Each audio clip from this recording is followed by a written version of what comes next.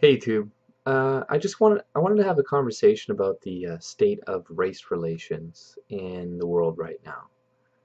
Well, what I've been seeing a lot of lately is, I don't want to be all playing that victim white narrative, white genocide type thing, but I've been seeing a lot of, whenever a white person seems to get killed or butchered or something of the sorts in the media, I always tend to see a lot of people just you know, dehumanizing white people in the sense that they're just like, oh well, they deserve it.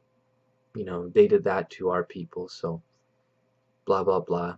They deserve what's coming to them. And this is happening to like 16, 17-year-old kids. Like some 17-year-old was just killed by 3 illegal immigrants in America.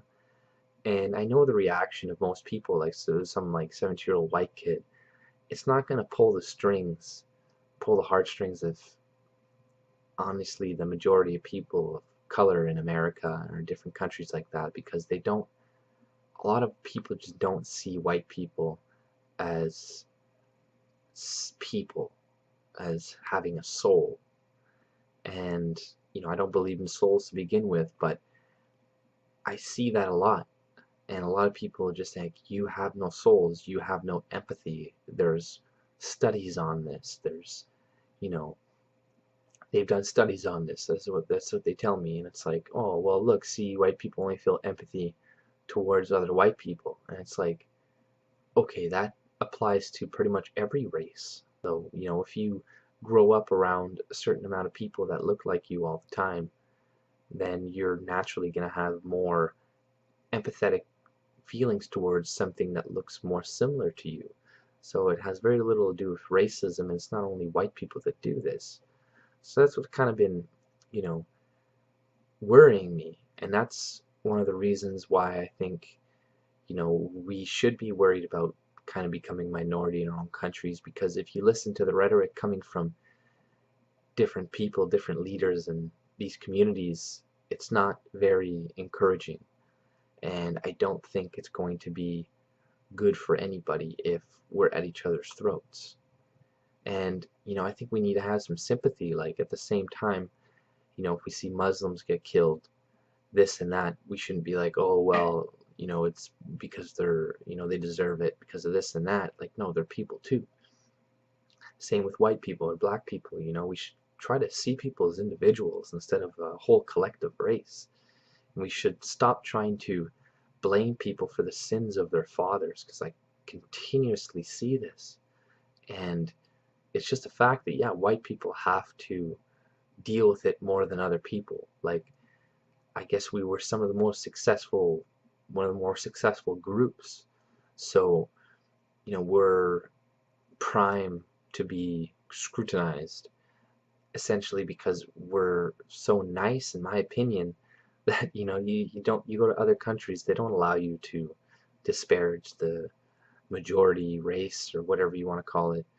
Like, people, I just see constantly, yes, we're the most horrible people in the world, this and that, but if you go to our countries, this is where everybody wants to go. You know, they're not clamoring to get into India or China or Africa. It's to Western countries. So it's not, there's just this disconnect with reality that a lot of people have. And they believe that, all the good that the white people have done doesn't really matter. It gets negated by the fact that they have slavery. And that doesn't change, and they don't realize that every other culture has slavery, but one of the arguments that they'll keep bringing up is that, oh no, it's chattel slavery, there's a difference. And it's like, no, okay, in the Middle East, they were, cutting off people's dicks and, keeping them as slaves for generations too. So yeah, there's no fucking difference, whatever you people say. Slavery is slavery, okay? And trying to compare one slavery to another and be like, oh, well, ours was worse, so you should keep being punished for it, and you should, feel bad for it. It's like, no, I feel no regret or no remorse for anything my ancestors did, because first of all, my ancestors did not own slaves. You know, they worked with Aboriginal people. They did all these things that, you know, for hundreds of years they didn't oppress anybody. So for me to have to pay for that makes no sense. And the majority of people who owned slaves in America was like 2 to 3%, and mostly of them were Jews.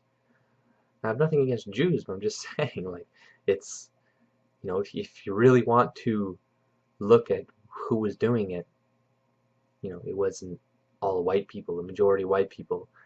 You know, slavery isn't a good thing for the economy. It's pretty much like the way illegal immigration works today, essentially, because, you know, corporations, big corporations can bring in these people, pay them very little, and screw over the people in the country. So now they don't have a job, and they don't have to be paid a fair wage. So it's kind of modern, you know, it's the modern day slavery in the sense that, like, no, they're not slaves, the illegals coming in working, they're getting a great deal, but it's having the similar effects on the native populations of their country. So yeah, slavery, these types of things aren't good for anybody, the majority of people.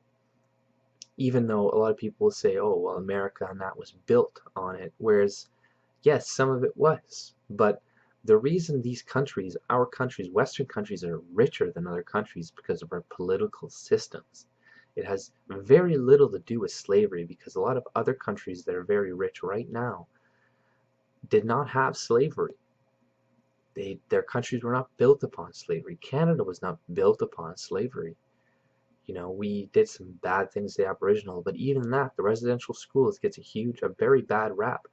There are lots of people who like them, and you will not hear about that. But they like them, and they benefit from them, and they like their teachers. But of course, they're not going to speak up because they're not going to get a check. And it comes down to that. They're not going to get money.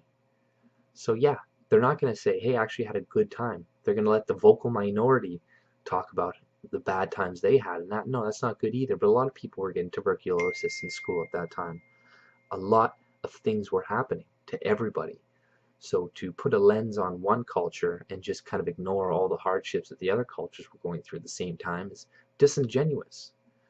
So we need to stop looking at white and black people and just comparing our atrocities together and seeing which one of us is worse. And we should just try to move forward into society working together and understanding that maybe we do have differences and we might have to separate and self-segregate or work together or live together. You know, whatever people want to do, we just need to give the freedom. You can't have an authoritarian government, because when, you know, the demographics do shift, then it could be used against us. And I that's a fear that I have, and I don't think it's a misplaced one. If a lot of these people who are skeptics, who have been paying attention to the same stuff I've been paying attention to for the past few years, but stuff coming out of universities of all these different things, and how quickly the demographics are changing, and how hardline people are. You know, this is not rocket science. Anybody can really see this if their eyes are open. So, you know, I think we just need to be careful, and we need to try to work together more. And enough with this hatred of white people or black people or whatever. You know, let's just try to see each other as individuals and not, you know, punish each other for things that our grandparents did or may have done or were just around when it happened. You know, so hopefully this changes and people just wake up and they start to see each other as just human beings and try to work together. But if you like my content, subscribe and have a great day.